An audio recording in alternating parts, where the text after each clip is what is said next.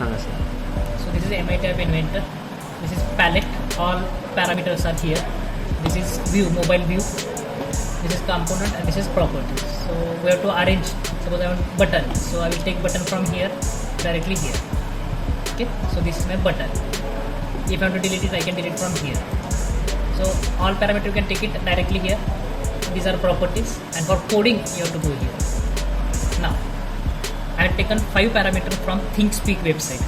So my first parameter is value 1, value second is value 2, third is value 3, fourth is value 4, and fifth is value 5. And this is my website from where I am getting the data.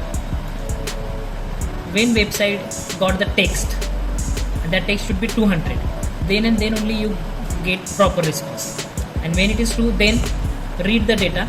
So field 1 is mapped with value 1, field 2 is mapped with value 2, field 3 is mapped with value 3, field 4 is mapped with value 4, field 5 is mapped with value 5.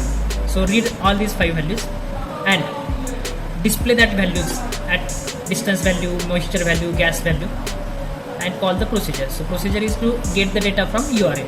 This is the only coding for this. And in MIT App Inventor, no need to remember any instruction.